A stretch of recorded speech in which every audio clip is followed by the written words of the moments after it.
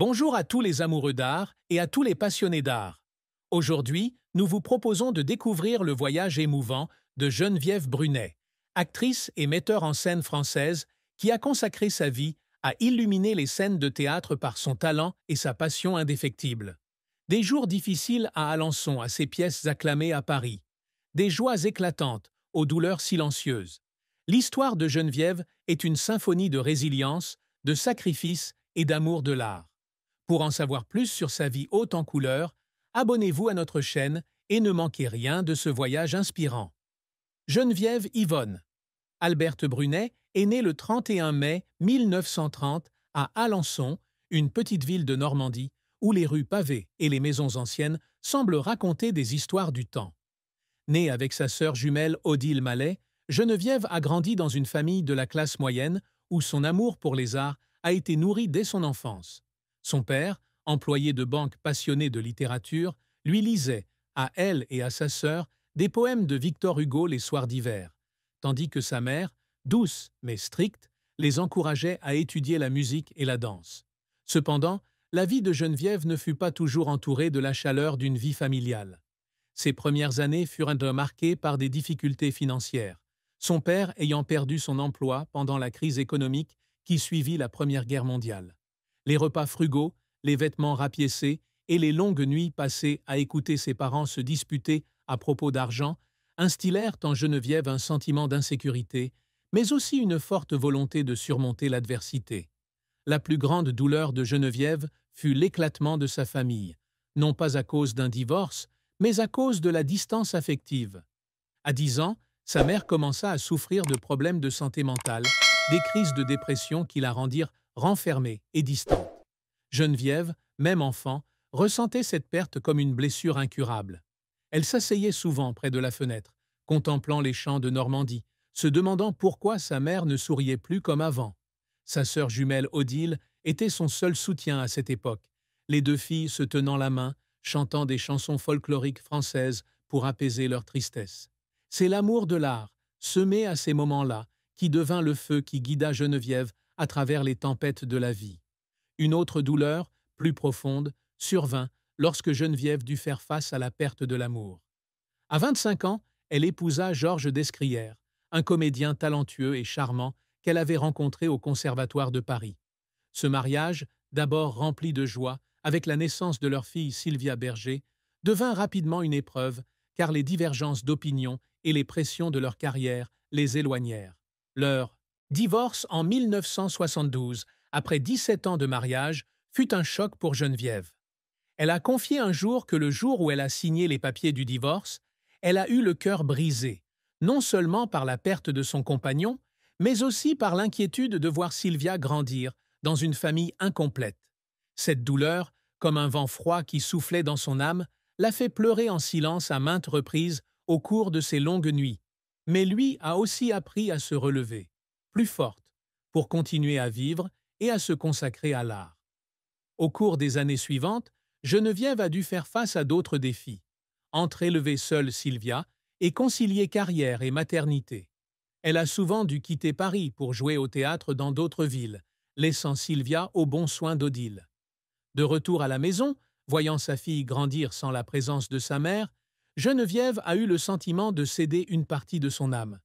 Mais ce sont ses souffrances, la privation de son enfance, l'éloignement de sa mère et l'échec de son mariage, qui ont forgé une Geneviève résiliente, une femme qui a non seulement survécu, mais qui a aussi brillé dans le monde impitoyable de l'art.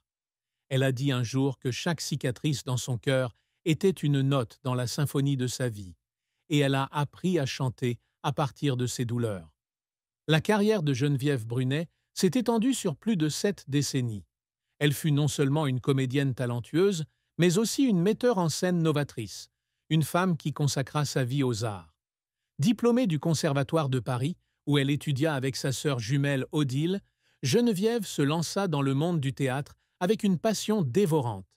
Au début des années 1950, elle fit ses débuts dans le rôle de Célimène dans Le Misanthrope de Molière en Yougoslavie, une expérience qu'elle décrivit comme son premier pas dans un monde magique. Ce rôle, mêlant grâce et profondeur psychologique, la fit connaître du public. Peu après, elle rejoignit le Théâtre Français, puis le Théâtre national populaire sous la direction de Jean Vilar, où elle eut l'occasion de travailler avec de grands noms tels que Jean Anouilh et Fernand Ledoux. Les plus grands succès de Geneviève furent ses rôles dans des pièces classiques de Corneille, Molière, Giraudoux et Ionesco. Elle a interprété des personnages aux multiples facettes, de la force d'Andromaque dans La guerre de Troie n'aura pas lieu de Giraudoux à l'humour mordant des femmes savantes de Molière.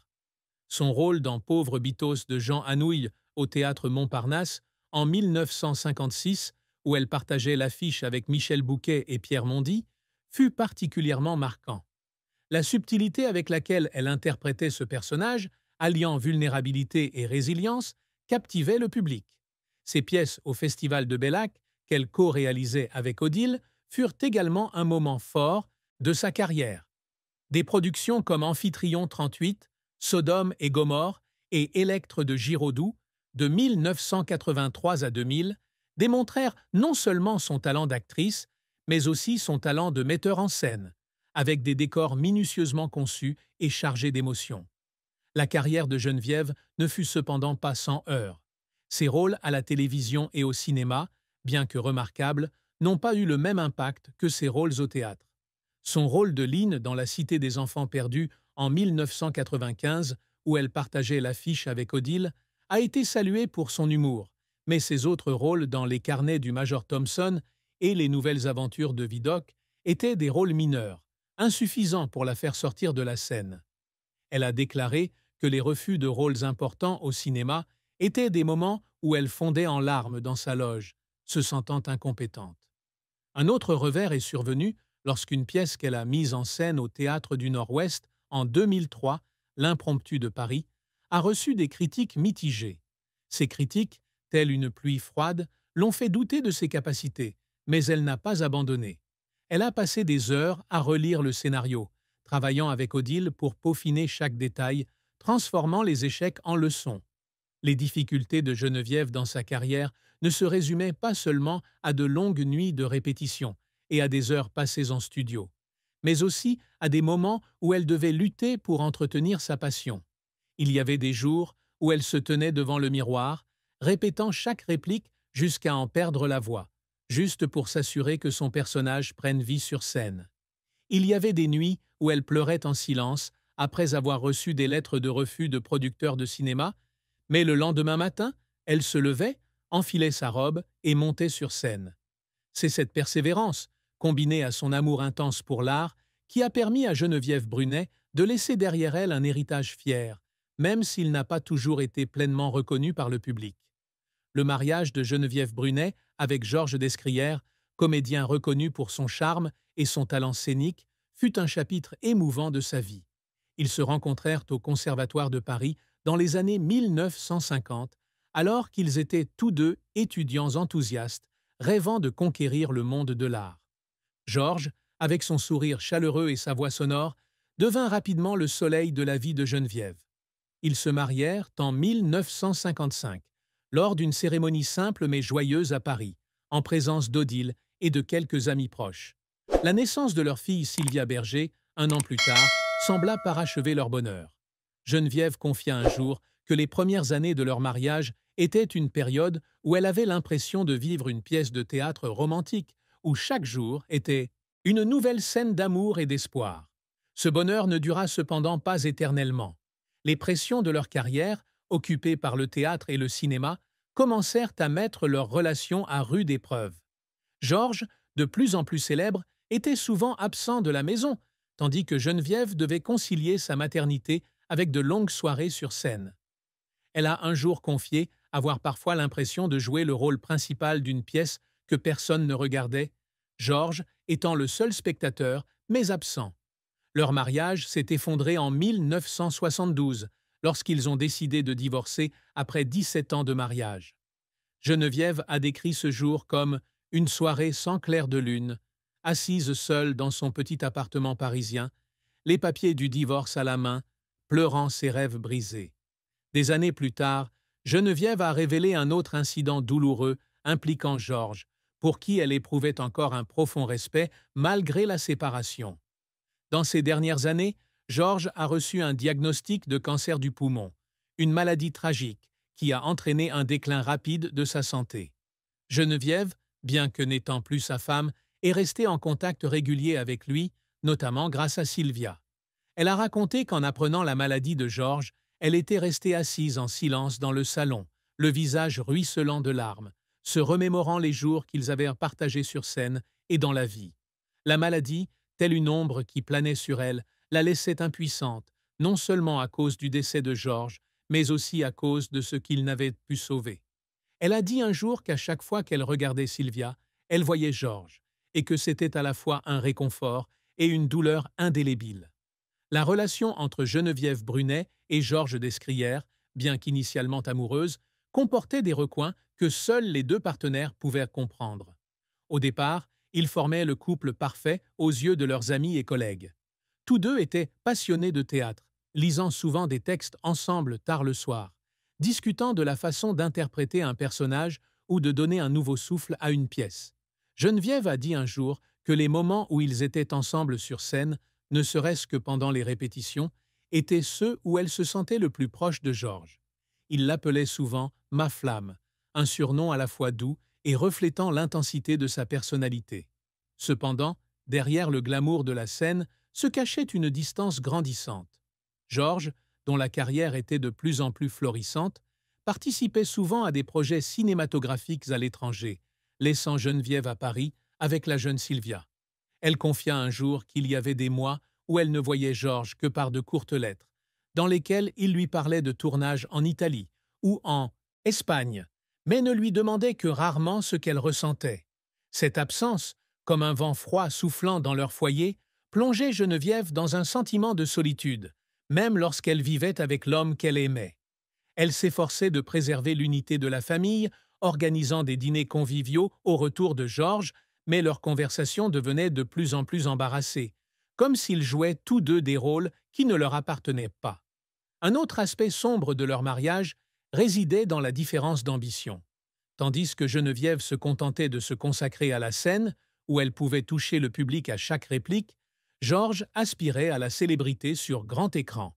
Il lui avait dit un jour que la scène, bien que noble, ne pouvait apporter la reconnaissance que le cinéma pouvait apporter.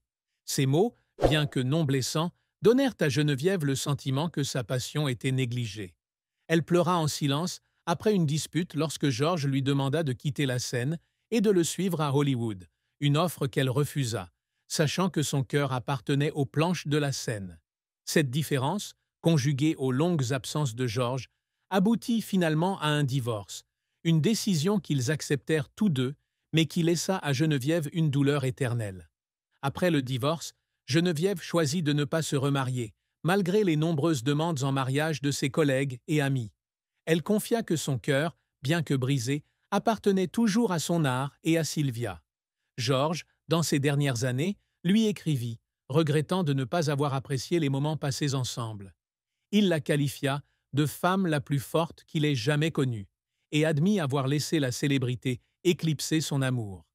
Ces lettres, bien que réconfortantes, ne purent effacer les moments sombres qu'ils avaient traversés. Mais elles aidèrent Geneviève à trouver le pardon, non seulement pour Georges, mais aussi pour elle-même. Bien qu'elle ne soit pas une star de cinéma au contrat millionnaire, Geneviève Brunet s'est bâtie une fortune considérable en plus de 7 décennies de dévouement aux arts. Sa richesse résidait non seulement dans l'argent, mais aussi dans les valeurs intangibles qu'elle laissait derrière elle à travers ses pièces de théâtre et son héritage culturel. Financièrement, Geneviève possédait un petit mais confortable appartement dans le quartier de Saint-Germain-des-Prés à Paris, où elle vécut avec Sylvia pendant les premières années suivant son divorce. Cet appartement, acheté dans les années 1970 grâce aux économies réalisées grâce à des pièces à succès, lui servait de lieu de lecture avec Odile et ses collègues, le transformant en un petit espace créatif. La valeur de cet appartement, idéalement situé au cœur de Paris, était estimée à environ 2 millions d'euros à sa mort, reflétant la hausse des prix de l'immobilier dans la région.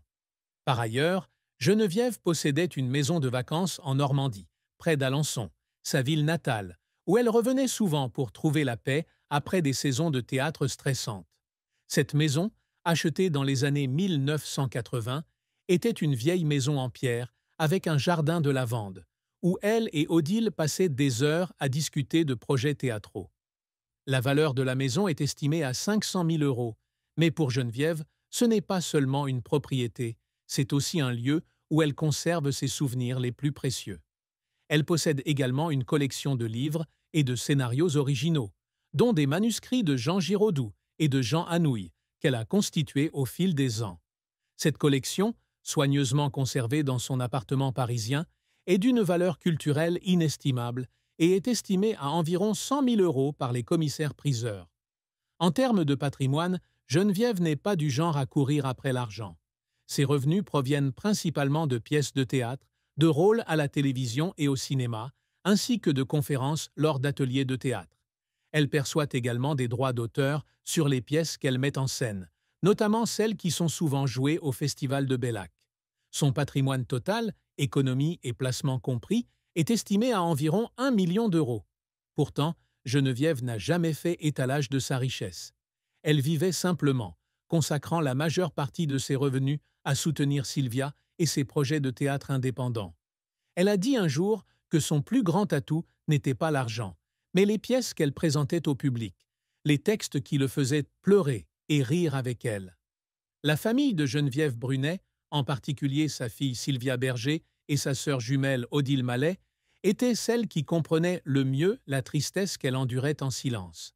Sylvia, aujourd'hui actrice célèbre, a confié un jour que sa mère était une femme forte mais sensible, qui cachait toujours sa douleur pour protéger son entourage.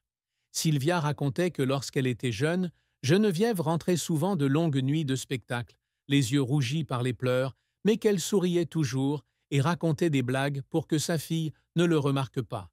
Sylvia racontait que la plus grande tristesse de sa mère était le sentiment de ne pas pouvoir passer suffisamment de temps avec sa famille à cause de sa carrière.